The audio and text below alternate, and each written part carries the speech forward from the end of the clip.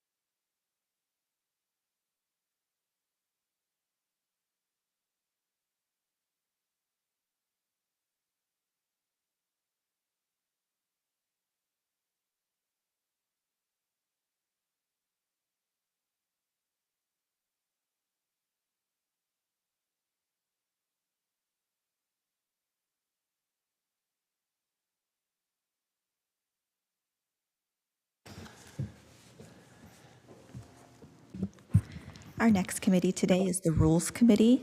Those committee members are McKittrick, Fusco, Amobian, Connor, and Davis.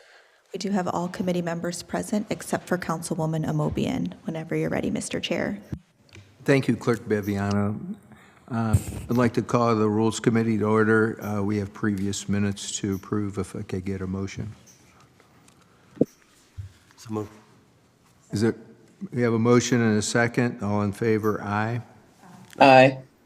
Any opposed? Okay. We have one piece to come before us today. It's an ordinance amending Section 30.14 and 30.99 of the Akron Code of Ordinances, repealing Section 30.15 of the Akron Code of Ordinances and declaring an emergency. I'd like to yield to the sponsor, Mr. Fusco. Yes, thank you, Chair McKittrick. Yes, this is the requirement that was passed by Akron City Council back in 2000, I believe. That's the original piece that was and amended a few times afterwards. And it's redundant. This is a report that is required to be filed by a candidate's treasurer 4 days before an election. This is the Friday before a Tuesday election, okay? We are also required as candidates, as all of us know, and our treasurers especially know and are aware, to file 10 days before an election. This is redundant. Back in 2000, I don't believe we had, internet wasn't as swift as it is now or as sophisticated, but I believe a candidate wanted to explore a report, had to wait for it to get reproduced and filed by the Board of Elections and straightened up, and then a request was made, they'd have to go find it. Now it's reported online in 1, 2, or 3 days. Worst case scenario is described to me, it's typically 1 to 2 days. Worst case would be 3 days, business days. That it would be found and available on the internet. Also, another option would be for someone to go down to the Board of Elections if they wanted a hard copy, and for them to make a copy of it if they didn't have access to the internet. So this is 10 days before the 4 days before. It's, again, redundant, cumbersome for our staff here at Akron City Council to have to deal with. It also has to go to the law department for redaction if that's the case. In some reports, I can understand how that would be the case, and some it wouldn't be the case. But again, I believe it's redundant. And its time has come, and with technology the way it is today, I believe this is in our city's best interest in terms of time, effort, and energy to take this off the books. And I'm not going to ask for passage today. I'm more than happy to take time and let everyone on council take a look at this and provide their consideration and make an educated guess in case there would be someone else from the other side that would like to be heard from. So with that, I'll entertain any questions, and if I can answer them, I will. If I can't, I'll try to get them. Thanks. Thank you, Mr. Fusco. Councilwoman Amobian. This will be fun. Thank you, Mr. Chair. I'm just curious, is there any law that would prevent us from doing this? Or is this a requirement, or this is just something that we instituted as a council? Yeah, that's a good question. Thank you. Back in 2000, Akron City Council brought this in, and it's been on our books for the last 25 years. And this is within our code. It's also within our code to be able to eliminate it from it. And so the law department prepared this for us, and I believe they're not here right now, but I did speak to them this morning, and I do know that they, I believe we can legally do this. I'm sure if we couldn't, I would have heard that.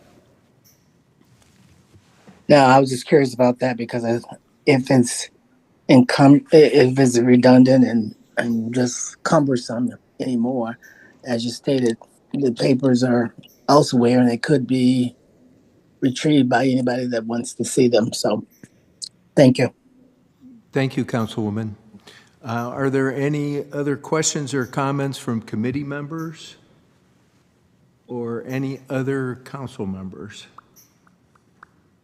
Not seeing any. Mr. Fusco, what's your pleasure on this? I'm more than happy to request time on this. Okay. Is that a motion? Yes, sir. Okay, we have a motion for time. Is there? we have a Second. mo- Thank you. We have a motion and a second. All in favor for time? Aye. Aye. Any opposed? Okay, we'll take time on that. Thank you. There's nothing further to come before rules today. We will be adjourned.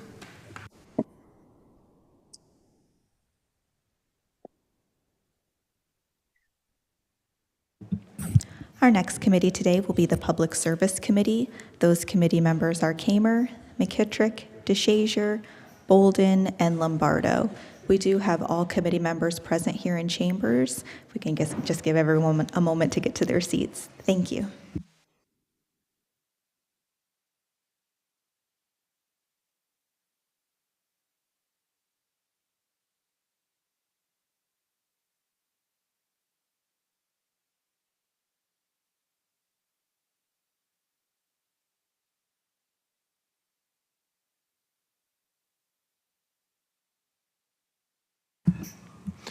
I'd like to call the public service meeting to order, please. All members are present today, and we do have minutes to approve. If I could get approval of those minutes, please. So moved? Second. All in favor of the minutes, say aye. Aye. Anybody opposed? All right, well, thank you. We do have two pieces in front of us today, and our first piece is an ordinance authorizing the Director of Public Service or his designee to apply for, and if awarded, accept and expend a grant with the Ohio Department of Transportation, other known as ODOT, for rehabilitations at the Akron Fulton Airport and declare an emergency. We have with us today our Service Director, Chris Luddle. Thank you, Mr. Chairman, members of committee. This legislation will allow us to apply and accept a grant from ODOT. These ODOT grants for these FAA projects are 95.5. They used to be 95.5 on some portions and 90.10 on other ones. Well, everything now is 95.5. So there's three projects we're applying for this year. We may get one, we may get two, possibly we may get all three. The first one that we're applying for is to decouple Taxiway B, which is the old abandoned taxiway on the south end of the airport. FAA would like us to take that out. Currently, it's so like an unimproved road. It's kind of grown over, but there is asphalt that we would love to take out. That project cost is about $388,000 to totally tear all that out and then restore it just with grass. The other one is replacement pavement markings on our main runway, which is the 725 runway. This runway was resurfaced in 2020. And then the last project would be to rehab the apron east of the main gate. This would be a mill and fill overlay of the asphalt out there. We park planes, helicopters out there in that portion. So the grant award that we are requesting is $1.2 million, or almost 1.3. The city's share, if we're successful on all of it, would be about $68,000. All right, thank you, Chris. Committee members, any questions or comments for Mr. Luddle? I don't see anyone. Anyone else with us today? Oh, Councilman McKittrick, sorry. Thank you, Mr. Chair. Since we're talking about the airport here, and this isn't specific to this, I apologize, but we have it around the area from Quail and across the ball fields parking lot and over toward the church that's on the other side. We have about 10 different orange and white light marker poles. I've had a couple residents that have contacted me because they're concerned since their homes are in that flight path, and they said that they've talked to, I'm not exactly sure. They said they contacted the airport, and they said they contacted somebody, I'm guessing 311, that some of those lights are not lit. So I'm not sure exactly, and they got two different answers. Nobody claimed that they were responsible for it, so. So we are responsible, and the company that's our flight-based operations, they are engaged with the contractor, electrician, to get those back working. Thank you. You're welcome. Thanks, Councilman. Does that also mean that, runway 190 is completely gone now? Yeah, 119, yes. 719, that's totally been decoupled and it's gone. So that limits, or it lets us do some development, which would be north and south of the main runway. We always, you're right, Councilman, we always had those limitations on height.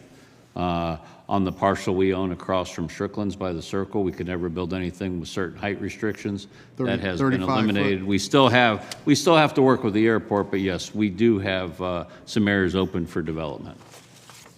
Was it 35 foot? I think it was 35 or 40, something like that.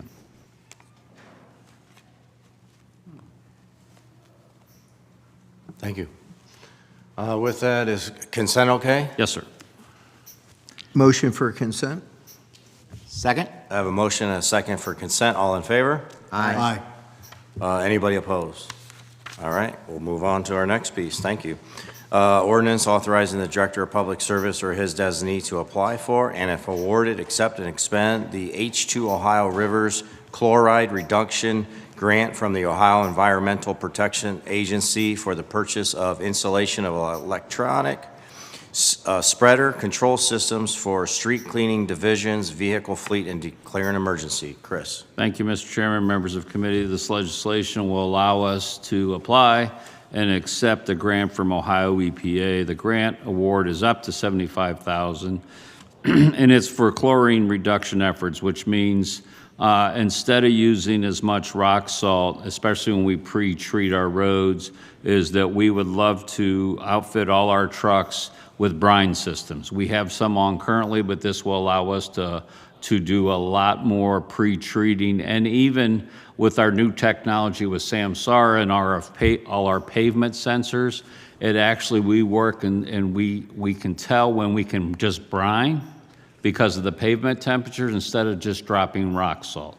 So I think we've talked about this before. We have storage tanks. We have 2 brine making systems here in our city. We have storage for about 120,000 gallons of brine, so we can make that brine and store it before the storm, and then we make that brine and supplement what we have during the storm. So the way we make brine is we use regular rock salt, we dump it in those machines, we use potable water, city water, to make that rock salt turn into brine, and then we can use this on tanks, and it saves us a considerable amount of money to be able to use brine instead of just straight rock salt. It's easier on our equipment, it's easier on our roads, and it's more effective when the pavement temperatures are conducive to using brine. So we feel like this grant will help us. It's a lot more environmentally friendly too than just dropping rock salt all the time. Thank you. Sounds good. Any questions or comments for committee members? Any other council members with us today? Oh, Councilwoman, please. Thank you. Just a quick question. What temperature is conducive to brine? I'm curious. Well, you know, first of all, the brine, to make brine, the concentration between salt and water is 23%, okay?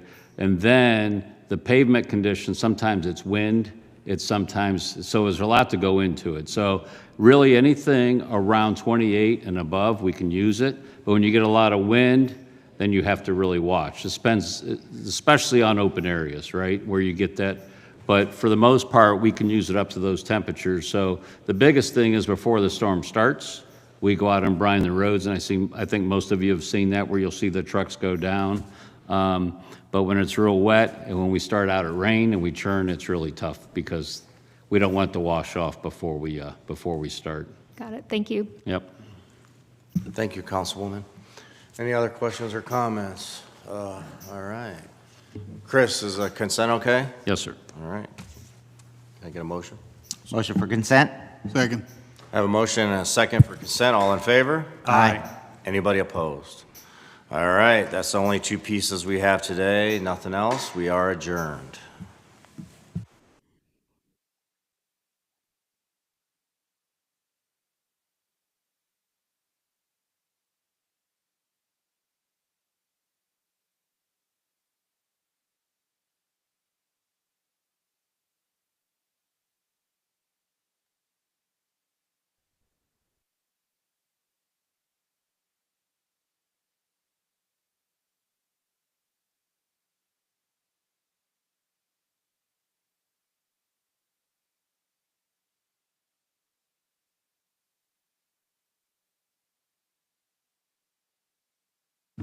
Okay, our final committee meeting of the day is the Public Safety Committee. Those committee members are McKittrick, Kamer, Lombardo, Hannah, and Davis. We do have all committee members present whenever you're ready, Mr. Chair. Thank you, Clerk Viviano. I'd like to call the Public Safety Committee to order. If I could get a motion to accept our previous minutes. Motion to accept the previous meeting minutes? I have a motion and a second. All in favor? Aye. Any opposed? Okay, we have one piece coming before us today. It's an ordinance authorizing the mayor or his designee to enter into a contract or contracts after requesting and receiving requests for proposals, RFPs, for the purpose of completing a comprehensive review of the Akron Police Department use of force policy and declaring an emergency. I see we have our the mayor and our police chief here today, and I'll turn it over to Mayor Malik. Thank you very much, Mr. Chair and committee members and members of council. It's good to be with you this beautiful Monday in the city of Akron. So just wanted to give you a little bit of background, then turn it over to Chief Harding, and we have Tony Ingram, our public safety strategist, interrupting vacation to join us via Zoom. Obviously, we've had a number of conversations, both in this body and otherwise, about use of force review. And so over the last few months, we've continued to have discussions to try to work towards finding a proposal that will work and that we can all agree upon. I think, since the beginning, I have tried to, I firmly believe that this needs to be more than just my or the mayor's use of force review, or even the department's use of force review, or the police auditor's use of force review, or council's use of force review, or the union's use of force review. It needs to be something that we can all really come together around if we want it to have lasting impact. And so this legislation would allow for an RFP process, as we do with a lot of other services. It would allow us to select a consultant and spend a maximum of $350,000 on these services. That is obviously less than the $650,000 that we had previously proposed with the Paul Wise 21CP proposal. We kind of came at that from two different angles. First, in conversations with council leadership, we would like the University of Akron to be involved with this, but also we feel like we can do more of the work around public engagement in-house with city staff. That will require time and resources, but it's something where that is where a lot of the expense was coming from in that $650,000 quote, and indeed, all the proposals that we received previously, having people fly in to do a lot of public engagement, it has significant costs associated with it. We have filled the public engagement strategist role that we've had previous discussions about. You should be seeing a press release on that very shortly. I don't want to step on that news, But both that role and just more broadly across our team, we believe we can handle more of that work in-house. And so we believe $350,000 will be sufficient to find a consultant who can do this work. I also mentioned the University of Akron. We've had a number of conversations with Dr. Lacotte from the Criminal Justice Studies Department at the University of Akron. How this would work is after a consultant is selected, we would require the consultant to subcontract with the University of Akron Criminal Justice Studies Department to come alongside and assist in a few specific ways. They have kind of put together a scope of work of things they feel they are able to support around, particularly around best practices around use of force standards, best practices around community expectations, and how to formulate community expectations, and also data analysis work. And so as part of that, they will help support the review, but I think more importantly, will be alongside the process so that they can help us in a more lasting way over the long term. So the idea would be that, however long a review takes, whether it's 6 months or 9 months, at the conclusion of that, there are going to be some recommendations that we all want to implement, and that the University Criminal Justice Studies Department will have kind of been a part of the process all along and can really help us then directly in the implementation and be with us for the long haul. And then that would likely be a contract between the university and the city at that time. So that's what I have. Throughout this, we've sought to have input from a lot of different entities, and we developed a scope of services that would inform the RFP. That had input from the police auditor, given some of his work. But we really want to make sure that all stakeholders are at the table, and whether it's sworn law enforcement and representatives of the police union, whether it's everyone in the community who may be interested in this issue, we want to make sure that we set up a process by which everyone feels they have the opportunity to share their voice if they would like to. And so that's, I think, an area we've had substantial discussion around already and would like to have more because that is a critical piece of this. So with that, we'll turn it over to Chief Harding. Thank you, Mayor. Thank you, members of council. It's nice to be with you this afternoon. I want to kind of talk about a couple goals for the request for proposals and the use of force review. The first is review with external experts in the University of Akron, just to make sure that our policy, our training, and our community outreach around use of force are as strong as they can be. If gaps are found, we plan to work together collaboratively to fill those gaps. I also want to speak about trust. I think trust is one of the key goals. When we talk about trust, it's really vital for our officers and for the community to come together. And I think engagement and education, specifically around how extremely dangerous and challenging the circumstances our officers face daily are, and how we go about making sure that we give them the best training and education and information they can, and also have a conversation with the community about why force is used and how it's used. As I mentioned, every day our officers are faced with really difficult and dangerous situations, extremely violent calls. We owe it to them and we owe it to our community to have the best policy, the best training, and the best community understanding as possible, specifically when it comes to use of force. While they're a very small percentage of our calls for service, they can be one of the most significant and have most lasting impact and damage the trust we talked about before. Implementation, if areas are identified, we do plan to work with the selected vendor and the University of Akron and the city for implementation. I envision if there are action items from this, we'll be coming back to kind of share those. Lastly, our officers really want the best training and policies they can get. However, they also want to make sure that they have a voice in how they're implemented. And this request for proposal gives our officers, the community, and our community stakeholders a voice in the process as we look to make sure we have the best policy, training, and procedures possible. So thank you very much. Thank you, Chief. Thank you, Mayor. Open this up to questions or comments from committee members.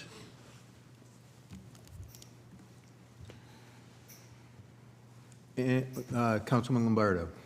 Thank you, Mr. Chair.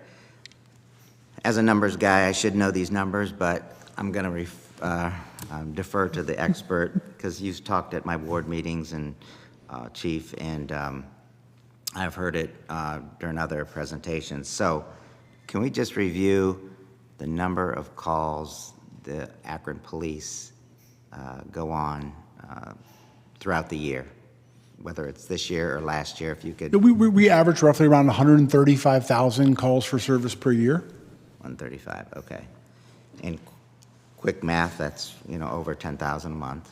Yeah, over 370, 380 a day, yes, sir. Right. And the use of force, it's like 1%, less than 1%? About 1/4%, between 250 and 300 uses of reportable force a year. Okay. So I guess we want to go over this use of force policy with something that is just, a small percentage of our calls, and I'm wondering what exactly, is the problem. I mean, we're doing a study, it seems like there's some problem. I mean, I'm sure the community, a very small percentage, think there's a problem. Maybe the larger part of the community doesn't think there's a problem. So we got 350,000 on the table for, what exactly is the problem? I guess I kind of go back to that. You're de-escalating 98.5% or 99.5%, seems like. So that's doing a good job. We certainly would like all citizens to comply with the law, but I guess that's not reality. So when the others don't comply, there's a lot of training that goes into it that apparently has de-escalated a lot of those situations. And so I'm just teetering here that we can have all kinds of studies going on, but there's always going to come, one situation, one out of the 135,000 that is not going to please that small percentage of people because you had to use in this time, your use of force, because we need people to comply. So I don't know. I don't know if I didn't really have a question on that. I just had comments. Okay. Thank you. All right, thanks. Thank you, Councilman. Councilman Kamer, do you have a comment or a question? Mr. Chair, can I? Just briefly, I do want to note that, while this is a small number of calls, they are really life and death issues, right? And they're life and death issues for, residents or citizens upon whom force is used, but also for our officers as well, right? And so, and we are seeing more situations in which officers are encountering individuals with guns. We're seeing, situations that are very fraught, where there are split-second decisions that need to be made. And I think, it would be foolish or foolhardy to say that we can do a review and force will never need to be used again, right? And I think what we're trying to say is that we owe it to our residents, to the men and women of our police department, and to our city as an organization to have the best possible approach to this situation as we can. And so, this is not saying that, every use of force is improper or should not have happened, but saying how can we best approach these really fraught situations and have the best training, the best policies. And if an entity comes back and says, look, you have the best policies, you're doing this well, then we'll take that, right? We're not looking in search of a problem, but it's also worth saying that if there are steps we can take, we really owe it to our city and to everyone involved to take those steps. So that's just what I'm... Yeah. But I guess I go back to, didn't we take those steps 99.5% of the time? Yeah, so I think overall our officers do a really excellent job of de-escalation. The vast majority of the time, community members cooperate, and the situation is de-escalated. However, unfortunately, there's a very small percentage of the time where force is used. And in those instances, I believe that those can be some of the key things that go to erode the trust that we have with our community members. And that trust is really vital for us to continue to bring those numbers down. We're proactively looking at additional training. We do de-escalation training. We do use of force training. But I know it's also a fast evolving and constantly updating field. There are national best practices. We try to stay current on those, but I do think it's important on occasion to have national experts come in and review some of what we're doing. One, to say you are absolutely meeting every bar that you should, or you're meeting 98% of them, and here's 1 or 2 or 3 more that you can, and then we need to work collaboratively on how we come and implement those best practices as well. But I just think it's important that our officers and our community members and everybody has a voice in that as we do that. It's also an excellent opportunity for us to educate our community members on, in those small, less than 1/4% of the time that force is used, why it's used, and that it's being done in a constitutionally just way. So, thank you. I think it's important to maybe define some use of forces right now. I don't know if I heard that, maybe I didn't hear it, but I know obviously one is with a gun. Sure. Tackling. A tackling, a person runs from a car and you tackle them, that would be a reportable use of force. A forceful takedown, a punch, a kick, a taser, a use of a canine, a baton, OC or pepper spray would all be reportable uses of force under our policy.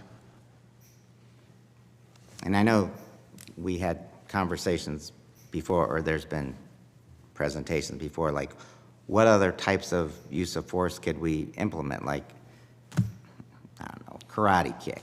And then you'll have somebody maybe complaining like, well, he broke his arm with that kick. I just don't see us winning with anything when there's non-compliance out there. That's my point. Understood. Your point's well received. I think the goal is ultimately get compliance. We work hard on that. If there's other tools that we can use, we want to do those. And sometimes you're right. Sometimes compliance and de-escalation is a two-way street. It's an offer from the officer as we try and train and practice in that regard, but it needs to be something the person on the other side is willing to receive. But we also need to make sure we're staying current on what the current case law and current best practices are around maybe passive resistance, active aggression, and deadly force cases. So I think, if they're looking for additional tools and way there, it's important, right? While it's used very infrequently, we need to consistently be training in this regard. If I can just add really quick, because I think it's important, Councilman, I agree with you that, part of the discussion should be around what, beyond just what police action is, right? And so, we don't directly control the action of a community member, right? We don't have, right? But at the end of the day, I think part of the reason for doing so much public engagement as part of this is to really have complicated and difficult conversations and say that, look, here is how our officers enter into the situation. Here's how we're going to approach situations, difficult situations like this. But here's also how we want residents to engage. And, we're not trying to gloss over that part of the conversation either, right? And I think that's part of why we need to have these conversations, why we need to invest in the engagement, is not only to talk about are there things that we can do better as an organization, but also to talk about, here's why we approach with this tactic when we see this kind of behavior, right? And, some of us who have been to Dan Street and, gone to the Citizens Academy or, looked at some of the virtual reality training that they have, right? Often people don't realize, how fraught and difficult these situations are until they really are putting themselves in those shoes. And so to the chief's point, I do look at it as a two-way street that we can also kind of be sharing that, especially frankly with our young people, right? And help them understand why these situations are so fraught and why police might be acting there. That I don't believe anyone's waking up in the morning trying to cause harm to somebody else in terms of our officers, right?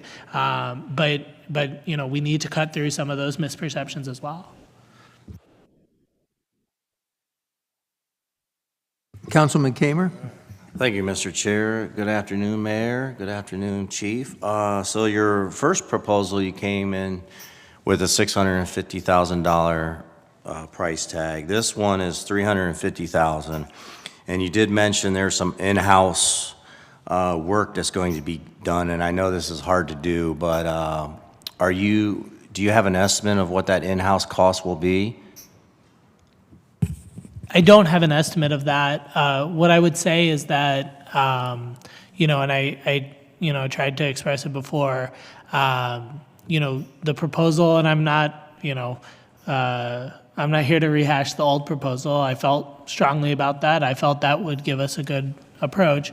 But, I also want to recognize that this council, expressed significant concerns about price.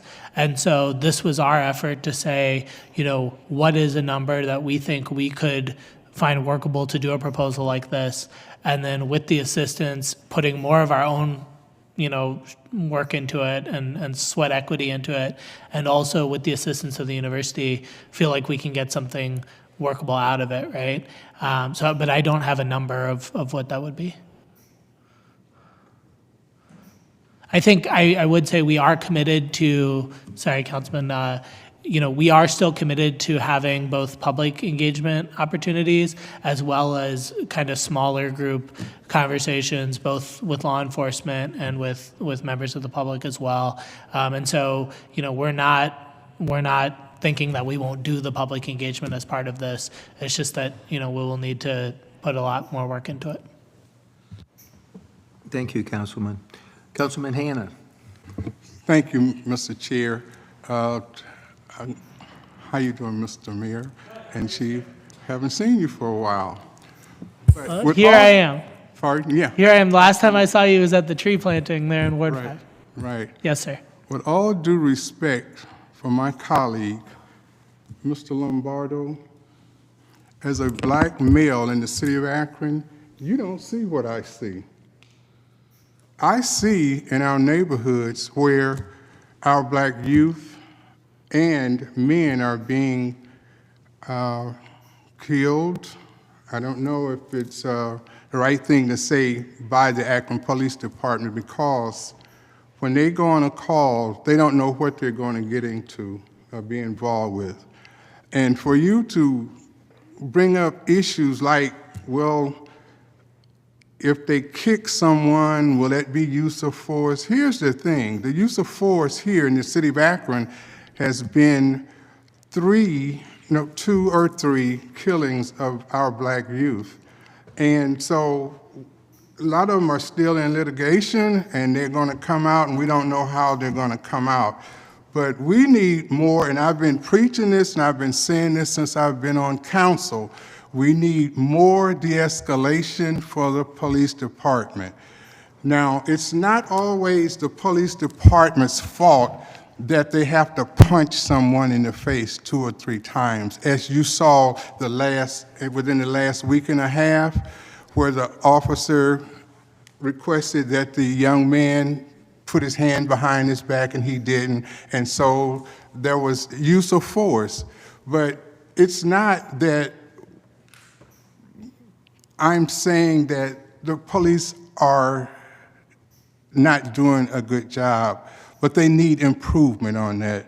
And for us to go out, again, go outside of the city of Akron and bring someone else in to police our city, I don't think that's right. I do think that we do have Akron U. They have a very good law department. And so for you to go outside, even though you've cut the expenses in half, for you to go outside and bring someone else in the city to see what I see and what you don't see, I don't think that's a good idea. And with all due respect, my colleague, I don't agree with you. Thank you, Councilman. Any other comments by committee members? Any comments or questions from other council members? Councilman Garrett.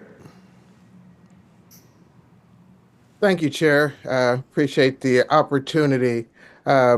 Just wanted to point out, in terms of percentage, as an entrepreneur, we hear a lot of times, I'd rather have 1% of 100 people's efforts than 100% of my own. These percentages matter. If it's 1% of a person in our community being killed, that's way too much.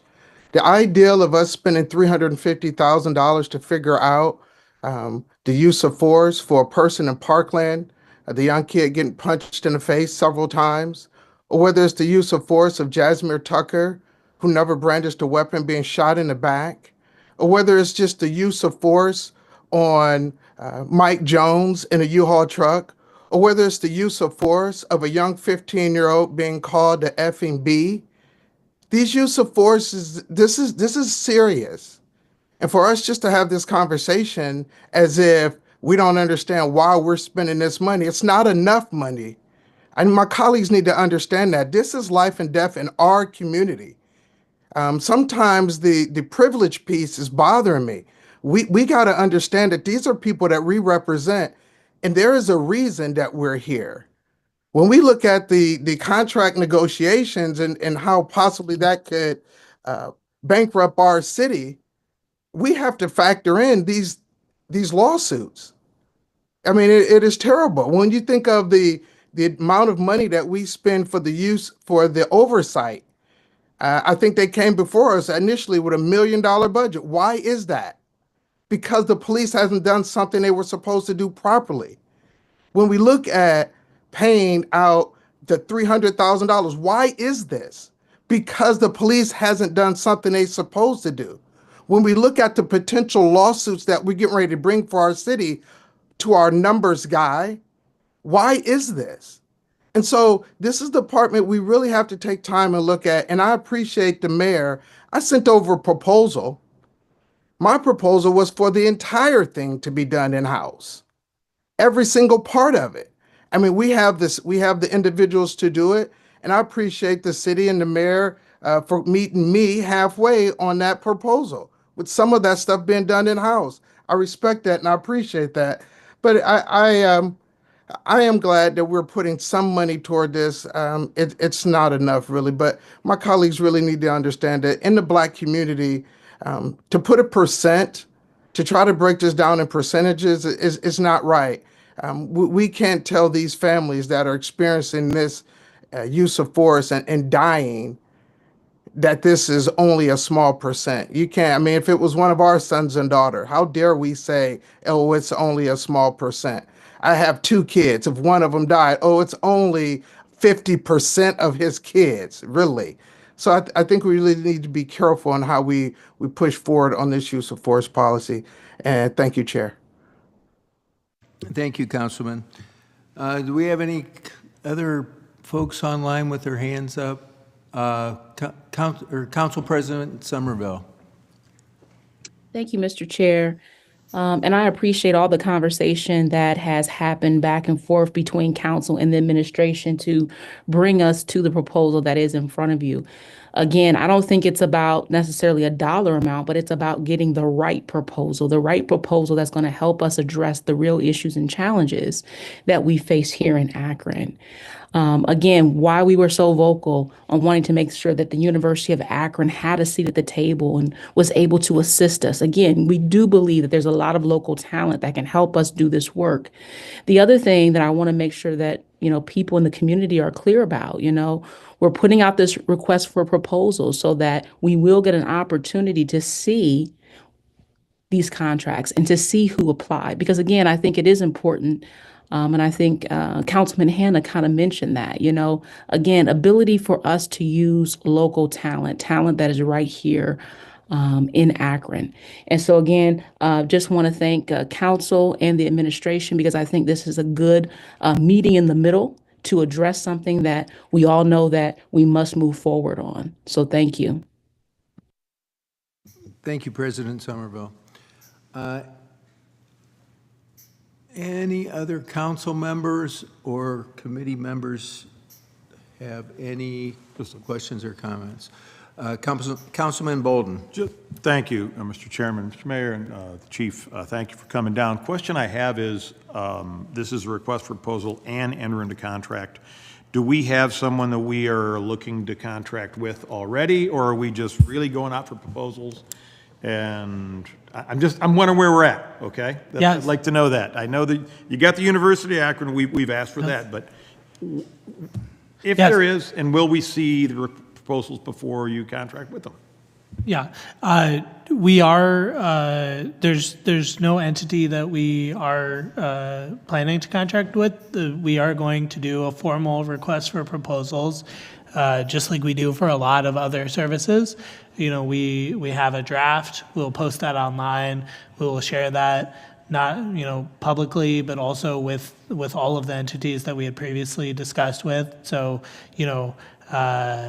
we will see what comes from that. And then provided that we do get a response that we feel we can do this for $350,000, we would then, contract with them. So, we would not, what I wanted to do was bring the authorization before council before doing that process so that I don't go through that process and then come back with something that the council doesn't feel is suitable.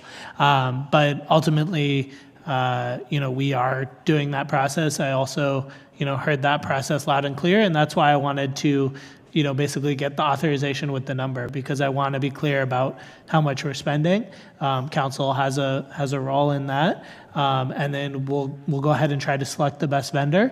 And to the point about local talent, we are glad to have the university as a part of this, but anyone can apply. And so, if the best firm is a local firm, that's great. If the best firm is not a local firm, that's great. Like we need to have the best firm. But certainly the proposals that we receive will be public, like they are for other proposals as well. Thank you. Based on your the RFP that you'll send out, when do you expect that after it's accepted, would it be done, completed in 2025? So, actually, it's a very good point, Councilman. The proposal that we previously brought forward was to do the review in 5 to 6 months. In fairness, that also was part of what was driving the price up. Was a lot of these firms work with multiple clients, and if they're going to really focus on one and make that the priority, then that costs more. I would say that, in talking with some of the other firms that we had shared information about, I think most of them had a longer time horizon. And so sitting here today, I can't say, would it be 6 months? Would it be 9 months? But certainly we will take that into consideration as we evaluate the proposals.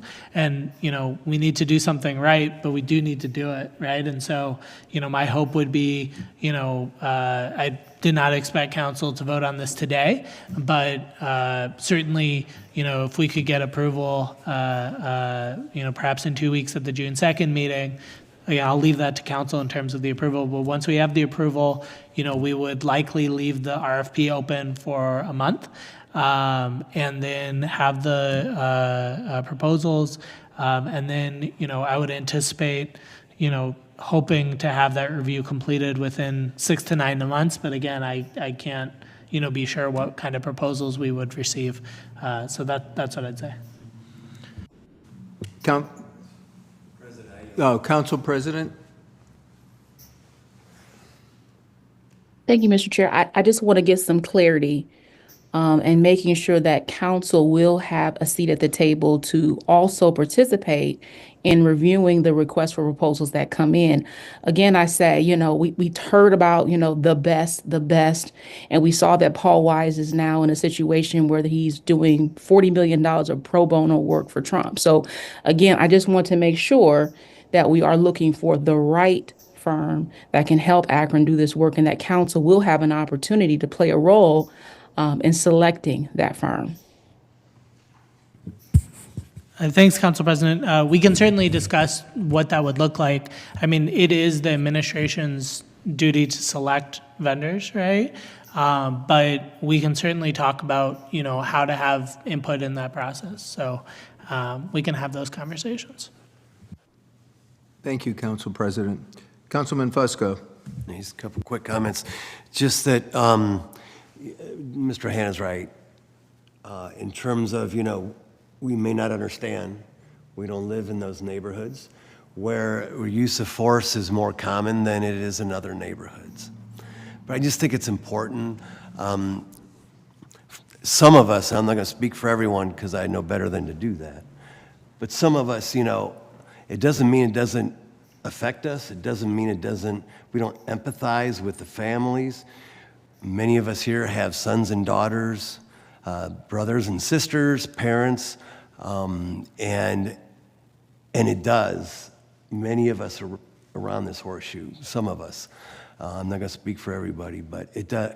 Whenever you read what has gone on, and you know that possibly something could be done to maybe stop that, you hope and pray that this stops, that this will end. And I don't know the answer. I don't know if anyone around this horseshoe, anybody in this country has the answer in terms of stopping this between our police and our youth. Because typically it is our youth. I don't know how to stop that. But I know we need to try. And what we talked about before, I want to thank council, like President Somerville had mentioned. I know we've had a series of meetings with the mayor and his folks in terms of what we would like to see and how to proceed. I think all of us, our aim is true for all of us. But in terms of how to get there is what we have been talking about. And making sure that once we do begin this process, that we have the proper folks that we felt as though should be at the table as well. And the mayor has been very gracious in terms of agreeing and, we should look at this. We should look at the process itself and do a lot of this work up front as opposed to the end.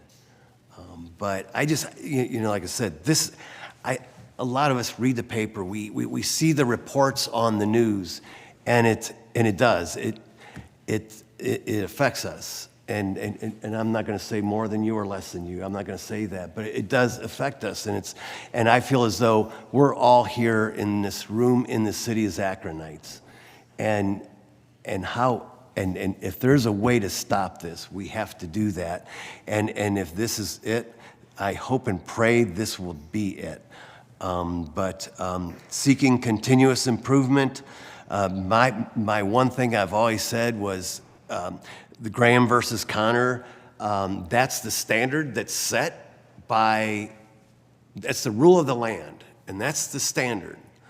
Now, how you carve around it and figure out ways to acronize it or whatever with rules and procedures and training and all that, I think that's where we're trying to get to.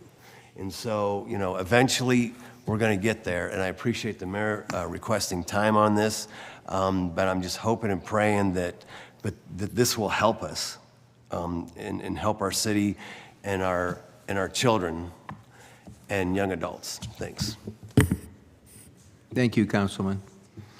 Any other comments? Mr. Chair, Councilwoman Amobian has her hand raised online. Okay. Councilwoman Amobian.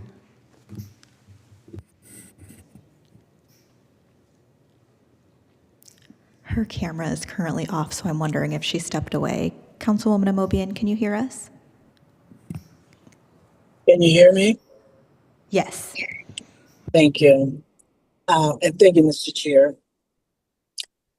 I don't know if I can say much more than what I've heard from Councilman Hannah and Garrett and many of the other council members. However, I thank the mayor for continuing to go down this path to have this done, because I think it's much needed. And I hate for us to continue to put it off and delay and all of that. So I'm not opposed to taking time. It's just that I don't want us to take too much time. I do see this as an administrative process.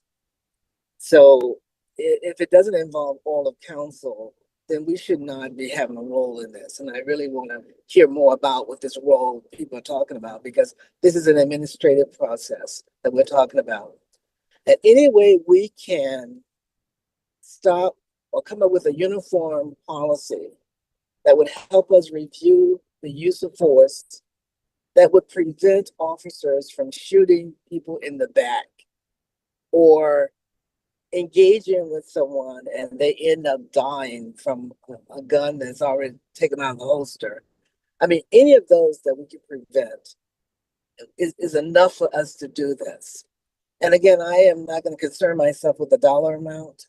I wasn't concerned about the other, because I think any of the things that we try to do in the city, and we spend lots of money on lots of things, this is critically important for us to review the use of force, come up with uniform ways of having our officers respond, and give them whatever tools they need to put whatever we learned from this in practice. I'm all for it.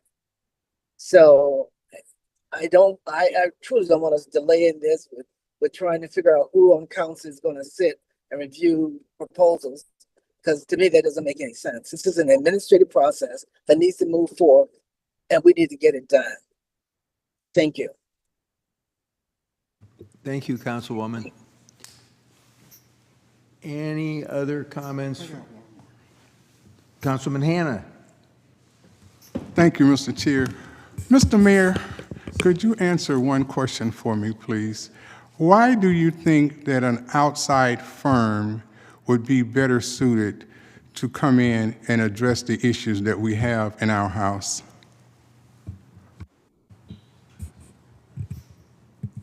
I guess the question would be like, better than what, right? So I don't think that anyone here is trying to shirk their responsibility, right? But I think we have so many hours in a day, right?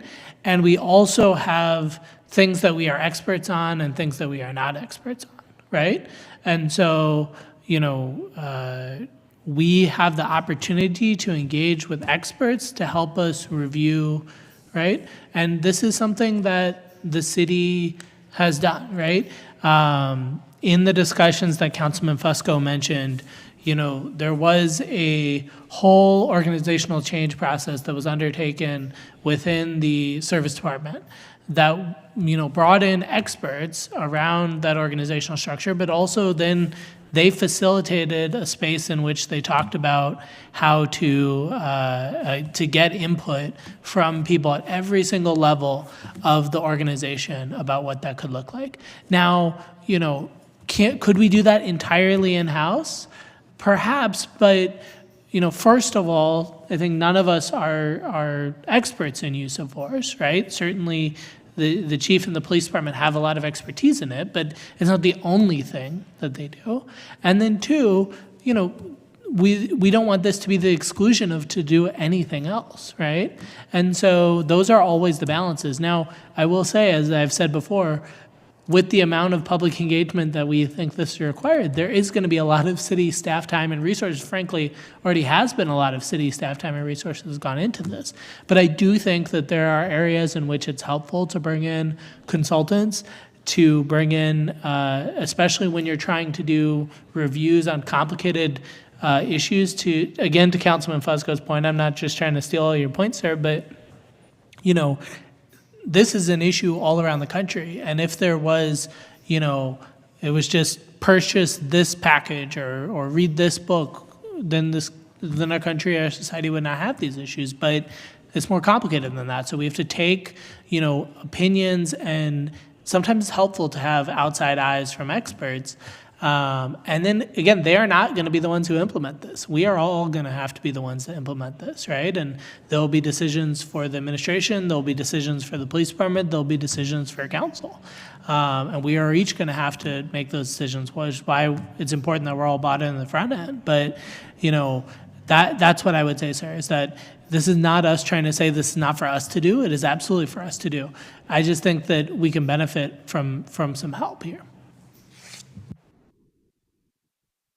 Thank you, Councilman. Any other council members or committee members have any comments or questions? I see none. I'm sorry. Councilman Fusco. I'm sorry. That's okay. Big forgiveness. Just that, whenever we did start this process and began talking about it months and months ago, sometime back, the part of it, I think, was, and we heard it, and it's a large portion of it is true, and that is we commission studies, we get things, whereas we bring in subject matter experts, and then we don't follow up. And I think that's where, back in the day, whenever we did, and I'm happy to talk to anybody about the process we went through those years ago. But that's why I was so passionate about wanting to look and talk about the process, because it has been proven successful. And one and done, we've done in the past. And sometimes the bigger pieces we get done, but the smaller ones that can have an impact later on doesn't get completed. And I think that's why we've been so passionate about the process and how we go about it. So that, I don't know if that helps or not, but that's just what I believe. Thanks. Thank you, Councilman. I don't believe anybody else has any comments or questions. Is there a motion from the committee?